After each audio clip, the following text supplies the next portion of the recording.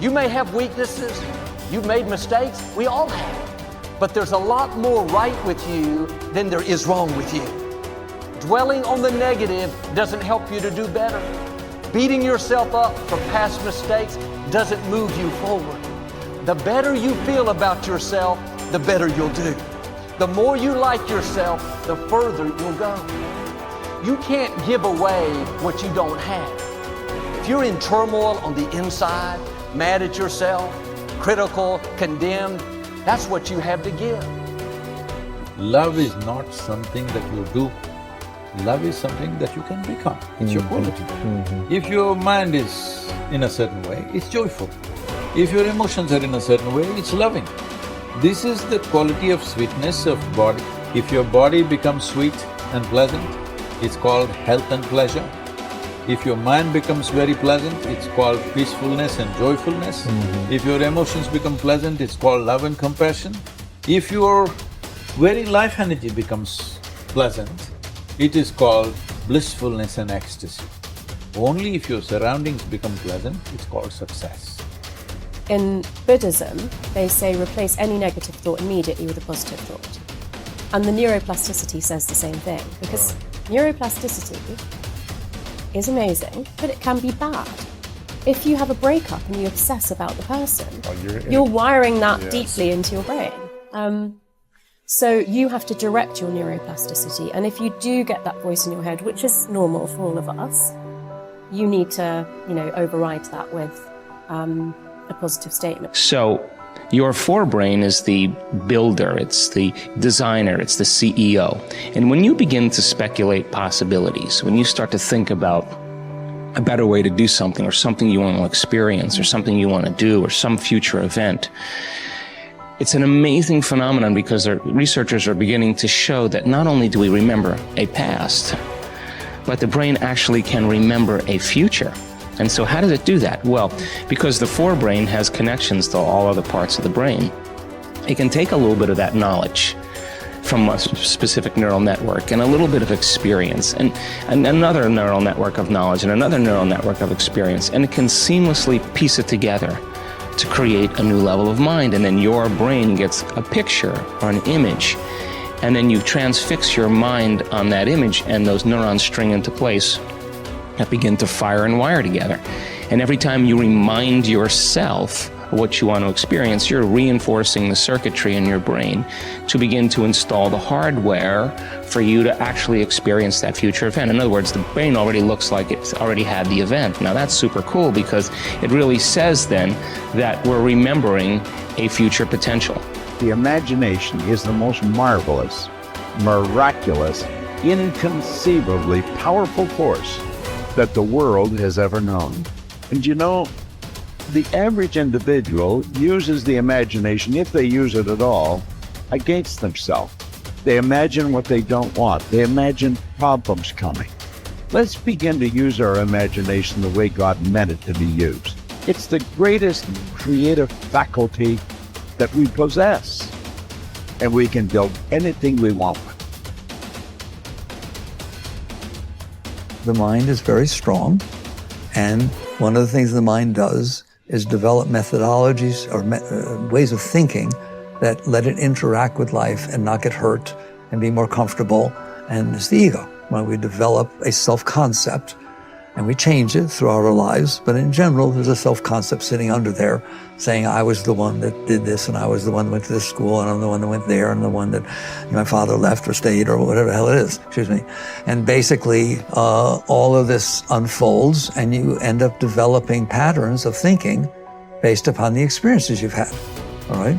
And what I'm saying, at least certainly in my experience, is that's not what makes you wake up. That's what keeps you from waking up, all right? The fact that you're identifying with these past experiences and saying that's who I am, well, it's not who you are.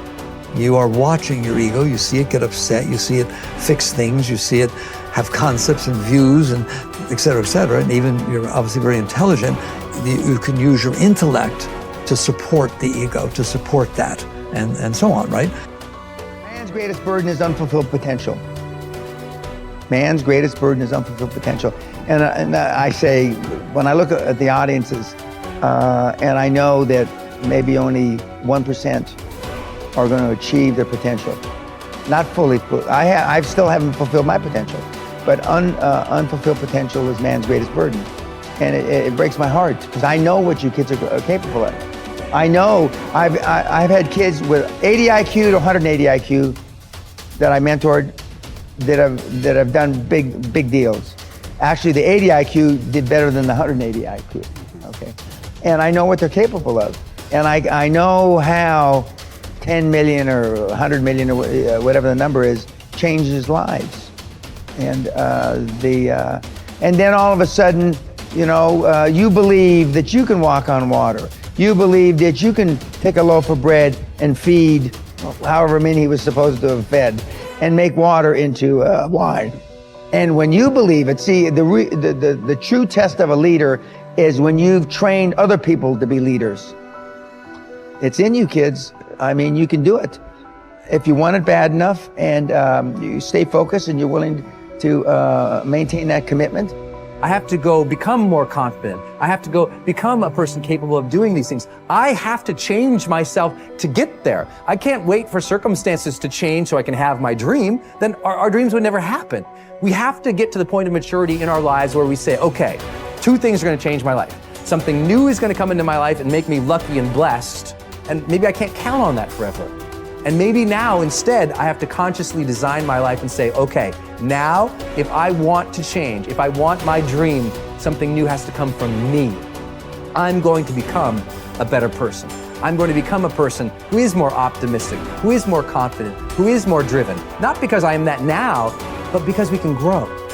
That you can become the type of person who you need to be to achieve your ideal life. You can start today living from your highest ideals, your highest sense of self, your strongest sense of self. You don't need permission. You don't need a guy like me to look at the video camera and say, you have now permission. But if you've been waiting for it, you have permission.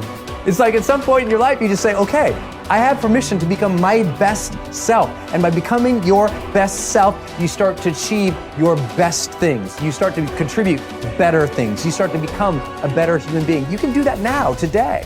So next time you're thinking about a big dream, don't think about the things that, well, I don't know how to do that, and stop. Think, I don't know how. So set it up on your calendar to go learn those things. I don't have that, then set it up step by step to go build that. I'm not like that, then set it up step by step to go develop those skill sets and those competencies so you can become that, and ultimately you can achieve that dream. It's there, it's waiting for you. Don't stop.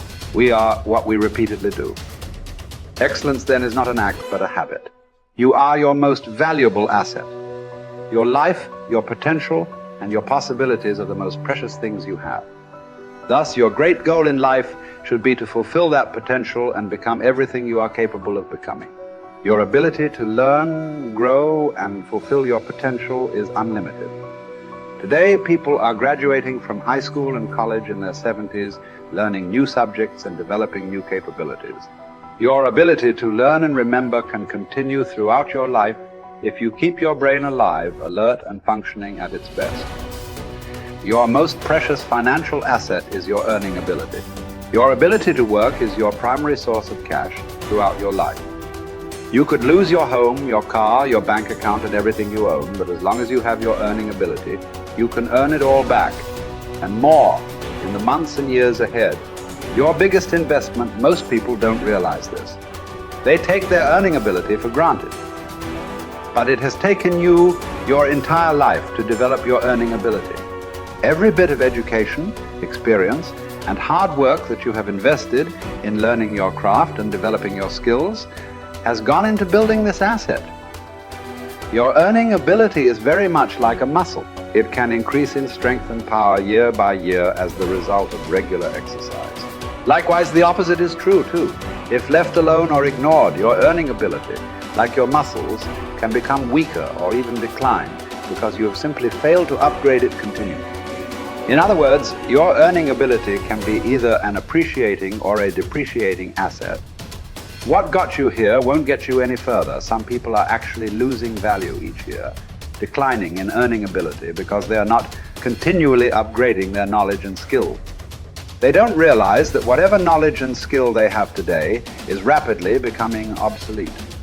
It is being replaced by new knowledge and skills that, if you don't have them and someone else does, you will be in danger of being overtaken by your competition. The achievement of personal excellence is a decision you make, or that you fail to make. But in the absence of a commitment to excellence in your chosen field, you automatically default to average performance, or even mediocrity. No one becomes excellent accidentally or by just going to work each day. Excellence requires a definite decision and a lifelong commitment. Knowledge and skill are the keys to the 21st century. Becoming the best person you can possibly be and moving to the top of your field require the application of self-discipline throughout your life. Mental fitness is like physical fitness. If you want to achieve either, you must work at it all your life. You can never let up. You must be continually learning and growing. Every day, week, and month, throughout your career, and in other areas of your life. If you're going to join the top 20% and stay there, to earn more, you must learn more. Abraham Lincoln once wrote, "The fact that some have become wealthy is proof that others may do it as well." What others have done, you can do as well. If you learn how, everyone who is at the top was once at the bottom.